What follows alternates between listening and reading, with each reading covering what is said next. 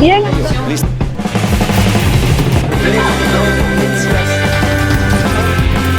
Correr nuestro mágico país. Ay, suba, suba, suba. Ay, la vida.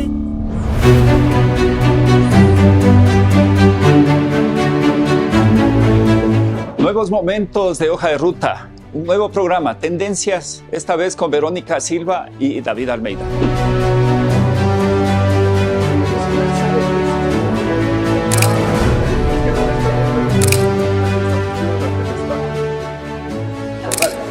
Hola amigos, amigas, qué gusto nuevamente poder tener un diálogo con ustedes. Estamos aquí inaugurando este nuevo espacio de diálogo, Tendencias, aquí en Otra Mirada, y queremos inaugurar con un personaje que realmente ha puesto, como decimos, el dedo en la llaga, ¿sí?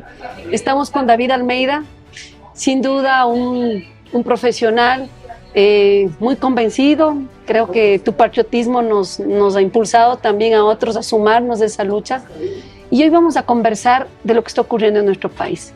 Y sin duda vamos a ligar también este duro episodio que nuevamente vivimos los ecuatorianos al querer ver un país con paz, un país con recursos, pero que tenemos estos gobiernos, ¿no es cierto?, que quizás representando más a corporaciones, más a grupos económicos, usan el Estado, usan las instituciones para enriquecerse. Y quizás un caso tan paradigmático como Sacha, pues demuestra eso, cómo gobiernan los grupos oligárquicos. Así que quisiéramos darte la bienvenida, David. Estoy muy contenta de iniciar contigo este diálogo. Y bueno, eso, David, quizás un primer acercamiento de cómo estás viendo la realidad del país. Vamos a iniciar por ahí, David. Quizás entender un poquito desde tu visión qué es lo que está ocurriendo en el Ecuador. Quizás un país que de alguna manera pudo vivir. Ya vemos que estamos medios contemporáneos o quizás muy contemporáneos tú y yo. Ese Ecuador que no queríamos, ese Ecuador donde realmente había un Estado totalmente cooptado, ¿no? Muchas veces privatizado. Quizás se vivió un momento diverso donde pensábamos que eso podía dar un giro. Y hoy nos encontramos nuevamente con la presencia de grupos oligárquicos gobernando este país. Tuvimos la presencia de Lasso, un banquero gobernando, y ahora Daniel Noboa, el representante de uno de los grupos corporativos más grandes. ¿Cómo esto afecta a la democracia? ¿Cómo esto afecta a la institucionalidad? ¿Cuál sería tu análisis, David? Bueno, creo que si no conocemos la historia del país, no solo del país como Ecuador, no solo la República, sino la historia colonial de nuestro territorio, no vamos a entender por qué vivimos como vivimos el día de hoy. Nuestro país ocupa un lugar en el mundo en la división del trabajo, en la división de la producción. Ocupa un lugar en el mundo respecto del aspecto geopolítico también.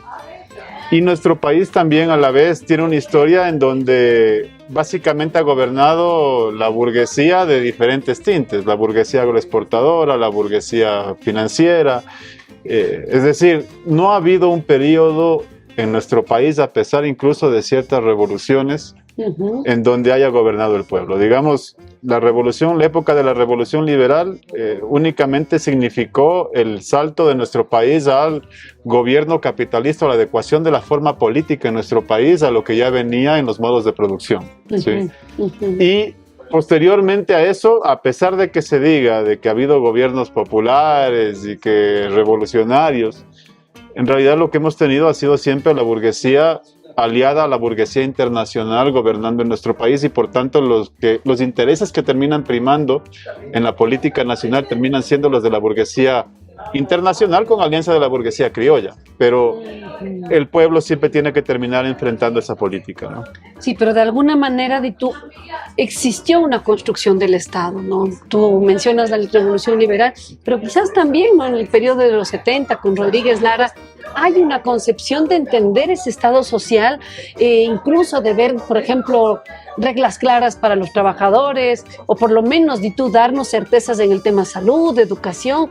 Se empezaba un país con petróleo, ¿no es cierto? Se nacionaliza el petróleo. O sea, no todo fue igual, y quizás de esas burguesías de las que hablas habrá que distinguirlas. ¿Tú ahí ves alguna diferencia? Y quizás a partir de ahí yo sí vería, bueno, tenemos un retorno a la democracia bastante desordenado, podríamos decir, también bastante atropellado por la influencia de estos sectores, pero que de alguna manera también en el 2006 se intenta una ruptura, ¿no? Alejarse un poco de la presencia de estos grupos oligárquicos directamente gobernando el país. ¿No verías ahí diferencias? A ver, lo que pasa es que las diferentes formas de administración o de organización política se adecuan más bien a las diversas formas de desarrollo del capitalismo en nuestro país. Uh-huh. El Estado ecuatoriano, nosotros nos enseñaban en la escuela que el Estado somos todos. En la práctica, el Estado no somos todos. El Estado siempre será un instrumento de dominación de la clase dominante e incluso un árbitro para los negocios de la clase dominante. Y para mantener a raya también a la clase explotada. Eso ocurre en todos los estados del mundo, por lo menos en los estados burgueses. Así es. Lo que ha ocurrido en nuestro país ha sido simplemente diferentes etapas de desarrollo capitalista. Por ejemplo, lo que mencionas en la época de los 70, el boom petrolero efectivamente cambia o marca una etapa de desarrollo distinto en nuestro país, donde se desarrolla mucha infraestructura de comunicaciones, infraestructura de transporte, infraestructura productiva en general que permite ese desarrollo capitalista y se ve reflejado en el incremento del Producto Interno Bruto, en el desarrollo social y económico del país, pero no deja de estar marcado por los intereses de la clase dominante. O sea, siempre la política de nuestro país, por más de que haya periodos en donde el Estado puede parecer más fuerte y otros periodos en que el Estado puede parecer más débil, está marcado por eso. Ahora, eso no quiere decir que los trabajadores como clase dominada, digamos, como clase explotada, no tengamos que defender lo público. Y la razón de esto es que incluso en la etapa del desarrollo capitalista, los trabajadores exigen derechos y ganan derechos, exigen conquistas sociales, exigen mejor calidad de vida. Y el avance de esos derechos, de esas conquistas, solo las pueden arrancar al Estado. Es decir, no se la puede arrancar a una empresa privada particular o un conglomerado de empresas, se lo tiene que arrancar al Estado, que vuelvo y repito, es el instrumento de dominación de clase. En ese sentido, cuando los trabajadores luchamos por la defensa del patrimonio nacional, no estamos defendiendo el estatismo, como dice una fracción de la burguesía, atacando a la otra fracción de la burguesía que defiende una política keynesiana, por ejemplo, de gobierno o de la economía en el país, sino por el contrario, lo que estamos es defendiendo que ese Estado tenga los recursos para garantizar los derechos que le exigimos como clase trabajadora. El derecho a la educación, el derecho a la salud, el derecho en general a una vida digna, tiene que financiarse de alguna manera y por eso defendemos esas formas de financiamiento. Y además porque el proyecto de la clase trabajadora al fin tiene que ser la edificación de una nueva sociedad. Y esa nueva sociedad en la que ya no será quien domine la burguesía, por supuesto tiene que financiarse también y tiene que levantar las fuerzas productivas de alguna forma y tiene que sostenerse también sobre la producción de los recursos o la explotación de los recursos naturales que tenemos en el país. Y eso es posible, David, porque quizás una de las preguntas que muchas veces cuando uno levanta las banderas de la izquierda o dices, bueno, es posible pensar, no sé, un socialismo como un ideal para la sociedad actual, una sociedad donde realmente nos debemos a las políticas capitalistas, donde vemos una mundialización de la estructura misma del trabajo. ¿Es posible, David? ¿O eso se sigue quedando de tú quizás en un antaño, ¿no es cierto?, en una añoranza que nos podría como conducir al deber ser, pero que en la realidad, ¿cómo hacemos para quitarles a estos grupos ese poderío que tienen? ¿Cómo lo analizamos? ¿Cómo le explicamos a la gente? A ver, no, en la práctica las contradicciones en el capitalismo mundial siguen ahí. La lucha de clases se mantiene presente. Por más de que durante estos últimos años, yo diría durante los últimos 20 años por lo menos, y con más fuerza en realidad desde la caída de la Unión Soviética, cuando se acaba la Guerra Fría, nos dijeron que ya no había la lucha de clases, que había fallado la lucha de clases. Lo que podemos todavía percibir es que se mantiene completamente esa lucha de clases todavía sosteniéndose en el mundo.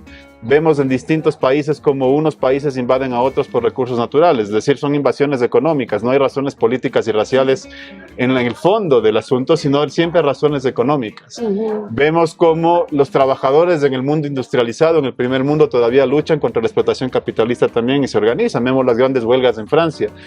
Vemos como en la misma Rusia, después de todo el periodo de la caída de la Unión Soviética y la reconstrucción capitalista en Rusia, se dan todavía esas contradicciones de clase. Vemos cómo ocurre en el mismo seno de los Estados Unidos.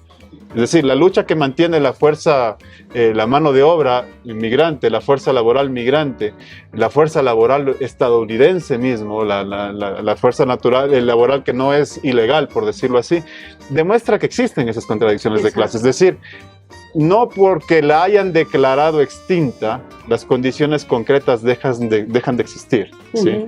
Y, por tanto, es papel de la clase trabajadora primero entender estas condiciones, es decir, hacer un análisis concreto de la realidad concreta, entender qué es lo que pasa en el mundo y levantar un proyecto histórico de la clase trabajadora. Pueden llamarle como quieran, pero siempre el proyecto histórico de la clase trabajadora va a tender a liberar o acabar con la explotación de una clase sobre la otra y a permitir que las fuerzas productivas sustenten el desarrollo general de la sociedad. Y esa es la visión que tenemos por lo menos los trabajadores hoy. Y por eso es que luchamos, por ejemplo, ahora con el tema del campo Sacha, no es una situación simplemente de apoyar la visión estatista de la economía, como dice por ahí algún pseudoanalista burgués. Sí. Lo que buscamos en realidad es defender el derecho que tiene la gente para que los recursos naturales se ocupen en las necesidades sociales. Y la única forma de hacer eso es garantizando que al Estado que le exigimos derechos y que le hemos arrancado derechos a lo largo de siglos, los derechos laborales, los derechos a la educación, a la salud, a la seguridad social, etcétera, que tenemos hoy no los teníamos antes, fueron producto de una lucha. Y esos derechos tienen que financiarse de alguna forma y por eso luchamos por defender el patrimonio de nuestro pueblo. Me parece interesante ir a este análisis, ¿no? de que no se ha terminado, por ejemplo, la misma idea de la lucha de clases. Eso es lo que nos estás diciendo. De cualquier forma, lo seguimos haciendo. Pero ya pisando en el Ecuador, ¿es posible que esa lucha de clases, por ejemplo, sea posible más con un gobierno que en otro? O sea, lo que hoy vivimos, por ejemplo, este atraco con Daniel Noboa, lo que casi también lo vivimos con Lasso, porque también lo intentó hacer, ¿no? Escuchaba al ministro decir que ellos lo propusieron, pero que al ministro de Lasso, ¿no? Pero que obviamente por temas políticos no avanzó prácticamente la privatización con otra empresa, ¿no? Pero que, digo, de alguna manera lo que hoy estamos viviendo sería, pues, ¿es posible pelearlo de manera distinta con otro tipo de gobierno o no?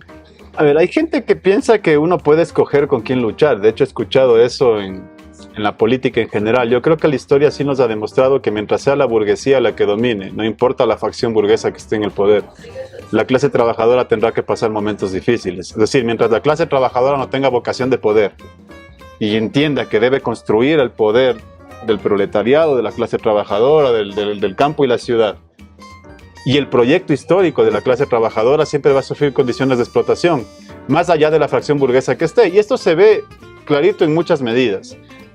Cuando nos hablan de gobiernos populares, vamos a ver que, por ejemplo, en el ataque a la clase trabajadora todos se han puesto de acuerdo.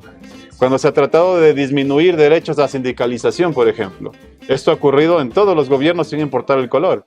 Cuando se habla de atacar el derecho a la contratación colectiva de los trabajadores, por ejemplo, o atacar el derecho de huelga, o limitar el derecho de huelga, esto ha ocurrido incluso en aquellos gobiernos que se hacen llamar revolucionarios. Cuando vemos que se persigue la lucha social, eso ocurre en todos los gobiernos, incluso en los que se han llamado revolucionarios.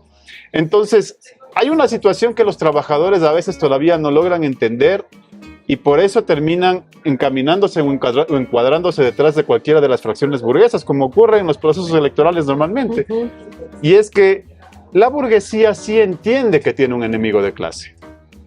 Cuando la burguesía tiene que atacar ese enemigo de clase, se une. Cuando tiene que atacar o precarizar el trabajo, lo han hecho. ¿Sí? Cuando han tenido que vulnerar derechos sociales, lo han hecho. Y el único freno real a esa vulneración ha sido la movilización de la clase trabajadora. No alguna fracción burguesa que esté a favor de los derechos de los trabajadores, que eso en la práctica como clase social no existe. Puede existir, de hecho en la historia han existido. Los grandes pensadores de la clase trabajadora, Engels por ejemplo, tenía origen burgués. Puede existir lo que llamamos desclasados individuales, ¿sí? Que plieguen por la clase trabajadora y lo demuestren en los hechos. Pero como clase social, la burguesía siempre va a entender que su enemigo de clase está en la clase trabajadora. Y el problema que tenemos en la construcción de la unidad popular es que no siempre la clase trabajadora entiende quién es su enemigo de clase. Y a veces opta o toma posición por una de las fracciones burguesas que están en algún conflicto interburgués. Es decir, esto ya pasaba desde la Revolución Francesa, desde después del bonapartismo en Francia.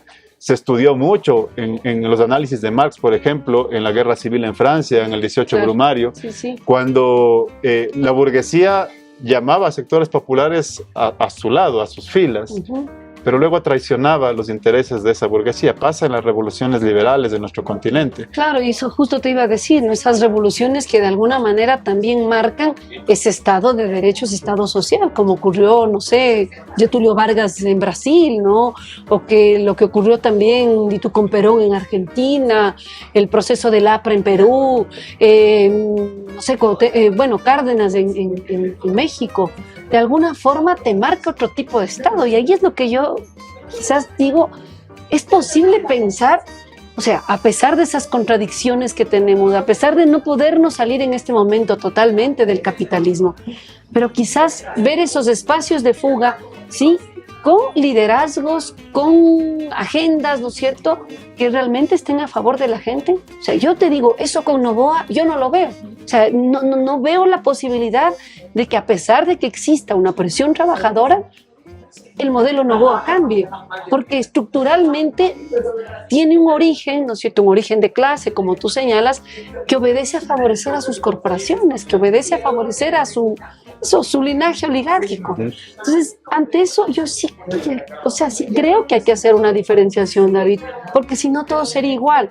Y si todo es igual, ¿cómo también podemos diferenciar con qué es mejor, sí, luchar? Lo que tú decías, bueno, uno escoge en quién luchar, pero también eso uno dice, bueno, ¿qué es lo que me permite a mí como trabajador o como desempleado, tomando en cuenta la grave crisis de empleo que hoy tenemos, ¿no? ¿Cuáles van a ser esos trabajadores que salgan a la lucha, ¿no? Si hoy, por lo menos, digo, ustedes o muchos que tienen trabajo, bueno, digo, en tu caso, lamentablemente, no. Exacto, lamentablemente la crisis ha hecho que estemos en la misma línea, pero cada vez los trabajadores son menos, ¿sí? Entonces, en este modelo sí creo que hay que pensar en esos otros actores y darles otras salidas, porque si todo es lo mismo, no podemos diferenciar incluso qué es lo mejor o lo posible para tener una vida un poquito más digna. A ver, evidentemente hay diferentes tipos de burguesía y ha habido diferentes agresividades, digamos, de parte de la burguesía en épocas históricas distintas. No podemos comparar los gobiernos fascistas, por ejemplo, de la Alemania nazi, de aquí mismo los fascismos que hubieron en América Latina con las dictaduras militares, respecto de procesos en donde ha habido mayor cantidad de derechos, digamos, o libertades para la población en general, pero siempre esos procesos no han estado marcados por la bondad de la burguesía, sino por la lucha social de los trabajadores y por el cambio en la correlación de fuerzas entre las clases sociales. Es decir, mientras en esta guerra de clases la burguesía entiende que tiene que exterminar la fuerza opositora con más fuerza, es donde va a haber mayores periodos de represión. Cuando la clase proletaria, la clase explotada, gana periodos de fuerza, es donde se ganan derechos y se conquistan libertades. Sí. Pero eso no cambia la esencia de la explotación capitalista. Es decir, eso no cambia el hecho de que el modo de producción se funda sobre la explotación del trabajo vivo por el capital y sobre la apropiación individual del trabajo social. ¿Sí? O sea, mientras eso no cambie, no van a cambiar las condiciones de explotación. Entonces, para nosotros es importante que más allá de apoyar líneas burguesas, la clase trabajadora entienda que tiene que levantar un proyecto histórico propio y que la izquierda entienda eso. ¿Y cuál sería ese proyecto propio? Porque yo creo que han existido en la historia de nuestro país o de la izquierda de este país algunas iniciativas, ¿no? Recuerdo, ¿no? El frente, la unidad del frente de izquierda, por ejemplo, en los 60, 70, que empezaron también a construir esta línea más propositiva, pero que después quedó en la nada, ¿no? Quizás ahora mismo, cuando se hablaba de la unidad de las izquierdas al inicio del periodo electoral, que se pensaba que quizás podíamos tener una opción única con una agenda única y no funcionó. ¿Cuál sería ese proyecto? ¿Cómo lo ves tú? A ver, primero tiene que fundarse en un principio fundamental que es la independencia política de clase. Es decir, mientras la clase trabajadora en general, y cuando hablo de clase trabajadora no hablo solamente del que tiene trabajo y el que está aportando a la seguridad social. La clase trabajadora es en general aquel que solo dispone de su fuerza de trabajo para sobrevivir. Sí. Y eso sí engloba a la gran mayoría de la población, es decir, aquellos que no son los dueños de los medios de producción. Exactamente. Cuando planteamos esto, implica que la clase trabajadora forje la unidad, primero bajo ese principio de independencia política de clase y segundo bajo los principios de la solidaridad, de la producción colectiva, de la planificación de la economía y de acabar con la explotación de unos sobre otros, es decir, con la finalidad de que la producción se convierta en una forma de satisfacer necesidades de la población y no en una forma de generar renta para individuos, ¿sí? Que es lo que ocurre en el sistema actual. En la medida en que eso ocurra, podemos tener un proyecto político como clase social y un proyecto político histórico que seguro tendrá la veña de la clase trabajadora. Mientras eso no ocurra, lo que tendremos es lo que sigue ocurriendo en América Latina y en general en nuestro país, que es que los trabajadores van detrás de los proyectos de la burguesía.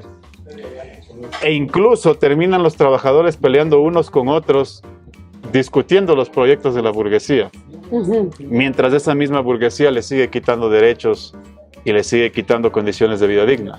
¿Qué deberíamos hacer ahora, David? Pues estamos en una situación donde quizás este diálogo, ¿no? Salimos a la calle, lo conversamos con la gente, y quizás muchos podrán escucharnos, pero al momento de ir a la acción, cuando estamos en una segunda vuelta, donde es muy posible que gane Noboa por un lado, no tiene el 44% del electorado, o que quizás decimos, bueno, hay otra opción política que puede de alguna manera darle la vuelta a lo que hoy estamos viviendo. ¿Qué hacemos ante eso? Mira, ¿Cómo te enfrentas ante ese escenario? El pueblo sabe, si es que analiza su propia historia, incluso reciente, ni siquiera la historia anterior, las vivencias comunes y cotidianas, que no ha importado cuando ha cambiado el gobierno, siempre hemos seguido en condiciones de explotación y siempre hemos tenido que defender nuestros propios derechos. Entonces, lo que hay que hacer es alejarnos de esa discusión que plantean dos facciones de la burguesía y te plantean que hay solo dos caminos. Y entender que el camino propio de la clase trabajadora se tiene que construir y con dificultad durante un proceso unitario. Este tema de la unidad de la izquierda es algo que se ha discutido durante mucho tiempo y es muy difícil también porque muchas de las fracciones de la izquierda también han abandonado las posiciones populares.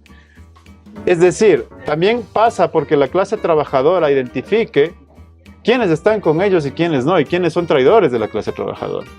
Y en ese sentido, identifiquen las fuerzas con las que pueden trazar ese proyecto de unidad y con quiénes no, para avanzar en ese proyecto histórico. Ejemplo, lo que pasaba en el tema de Sacha, ¿no? El día que tuvimos ayer la asamblea, nosotros dijimos, esta no es una lucha de coyuntura electoral. No es una lucha para apoyar una fracción u otra. Sí. Sí. Esta es una lucha por la defensa del patrimonio, por lo que significa para nuestro pueblo y porque es la única forma de garantizarle derechos a nuestra gente. David, ¿cuáles son esos escenarios que en el tema Campo Sacha se prevé en estos días, en estas semanas y probablemente en todo este año? ¿Qué va a pasar y cuáles son las posibles acciones que se deben tomar para poder conservarlo como parte de la riqueza del pueblo ecuatoriano? A ver, el escenario va a ser siempre que el pueblo ecuatoriano va a tener que seguir luchando contra la privatización del principal campo petrolero del país. Hoy son capitales venezolanos supuestamente aliados con capitales chinos. Ya vimos el interés de capitales norteamericanos de participar en el proceso.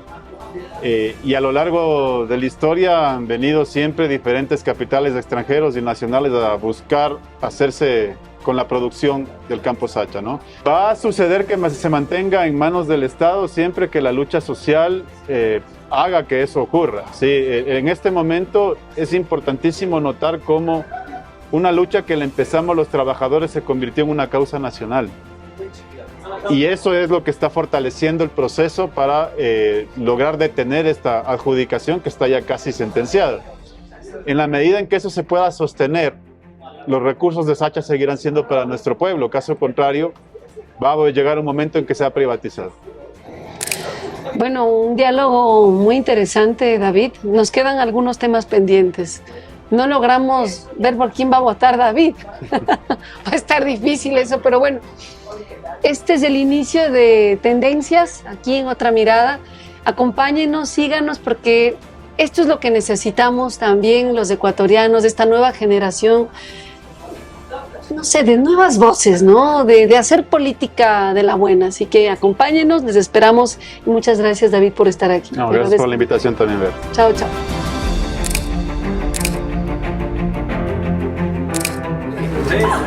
Tendencias. Ver nuestro mágico país. Ay, suba, suba, suba, suba, ay, la vida.